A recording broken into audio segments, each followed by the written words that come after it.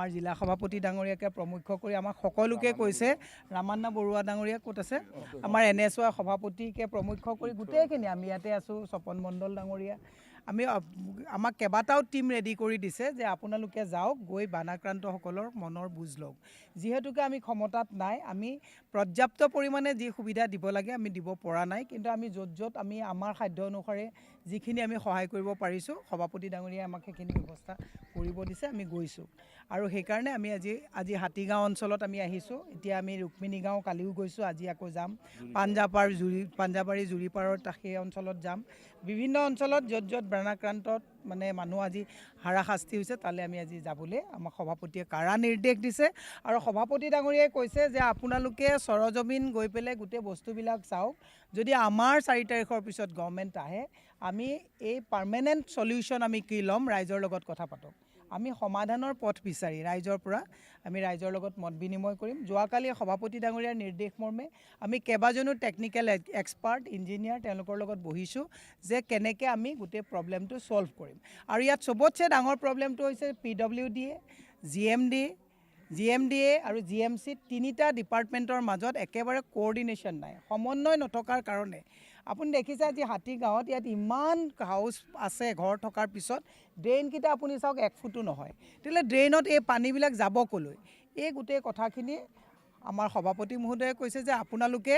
বৰ্তমান আজি তাৰিখত কোনোৱে ক'ত কংগ্ৰেছৰ হৈ ক'ত কি যাত্ৰা কৰি থাকিবলৈ দিয়ক এইবিলাকত আপোনালোকে মাথা নাঘামাব ৰাইজৰ ক'ত প্ৰব্লেম হৈছে এই বিষয়টো চাওক গতিকে আমি আজি আহিছোঁ হয় সেইটোৱে আমি আজি চাবলৈ আহিছোঁ আহি আমি গোটেই ৰিপৰ্টটো আপোনালোকে ক'ব আমি গোটেই ৰিপৰ্টটো মাননীয় সভাপতি মহোদয়ক দিম তেখেতেও টেকনিক্যাল এক্সপাৰ্টৰ লগত কথা পাতিব how to solve the problem আমি গোটেই প্ৰব্লেমটো চাই আছোঁ সলিউশ্যনটো তেখেতে কৈছে যে ৰাইজে জানিব যে মানুহৰ ফ্ৰিজ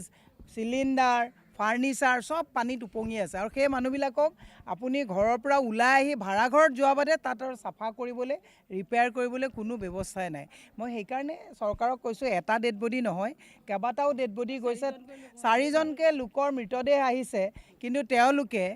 এতিয়া বিভিন্ন ধৰণত কংগ্ৰেছৰ বিৰুদ্ধে লাগি আছে আমাৰ বিৰুদ্ধে পিছত লাগিবলৈও পাতিব আমাৰ দিগদাৰ নাই আমাৰ বিৰুদ্ধে তেওঁলোকে যাত্ৰা ফাত্ৰা কৰি থাকক কিন্তু যে 4টা যে ডেড বডি ওলালে তেওঁলোকৰ যে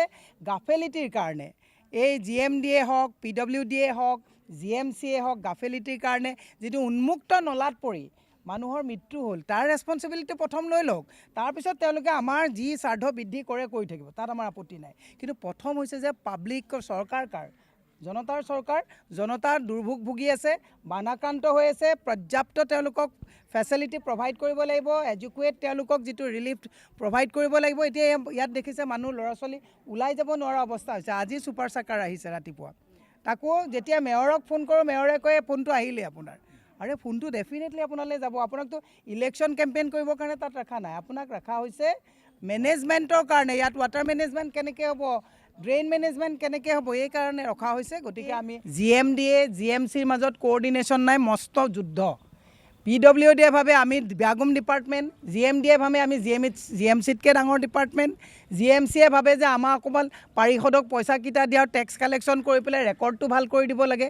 এইবোৰ খুটি নাটি কৰি থাকোঁতে তেওঁলোকে হাল এৰি যে খেল খেদা বুলি কয় হাল এৰি খেল খেদিছে সেইকাৰণে আমি আপোনাক কৈছোঁ PWD commissioner GMDA commissioner GMC commissioner তিনিওজন বহক এইটো আপোনালোকৰ তাত তলে লাগি থকা কমিশ্যনৰ অংকৰ কাৰণে ইয়াত আপোনালোকক তাত বহোৱা নাই ইজনে সিজনলৈ বোকা ছটিয়ালে নহ'ব কিয় তিনিওটা ডিপাৰ্টমেণ্টে এতিয়া একেলগে বহি পেলাই কাম কৰিব পৰা নাই আজি এইটো বুলিয়ে নহয় পাইপলাইনে এবাৰ খান্দি গৈছে এবাৰ GMCয়ে ৰাস্তা বনাইছে গেছৰ লাইনত খান্দিছে পানী লাইনত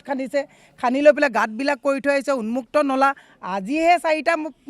মানে নলাত পৰি মৰিছে নেকি বানপানীত ইয়াৰ আগৰবিলাক কাণ্ড লিটিল ফ্লাৱাৰৰ ওচৰত গণেশগুৰিত পৰিছে আপোনাৰ গীতানগৰত সেই অকণমানি 4 বছৰীয়া বাচ্চাটো হৰি চৰকাৰৰ ল'ৰাটো এইবিলাক ঘটনা পাহৰি গ'ল নেকি গতিকে তেওঁলোকে বোকা ছটিয়ালে নহ'ব দায়িত্ব ল'ব লাগিব আৰু তেওঁলোকৰ এই ভেলকিবাজিটো একচুৱেলি ৰাইজে বুজি পাইছে অলপ আগতে বুজিব লাগিছিলে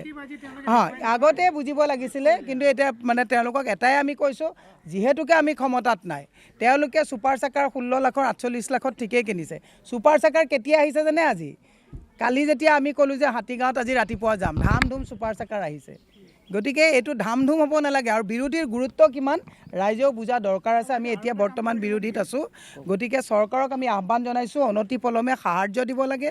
ৰাস্তা চাফা কৰিব লাগে, ড্ৰেইন চাফা কৰিব লাগে আৰু যিকেইটা মৃতদেহ পানীত উটি গ'ল উপযুক্ত ক্ষতিপূৰণ তেওঁলোকে দিব লাগিব। এনেকৈ দায় সাৰিলে নহ'ব, উপযুক্ত ক্ষতিপূৰণ দিব লাগিব। আমাৰ প্ৰতিনিধিও তাত গৈছে আৰু আমি যাম।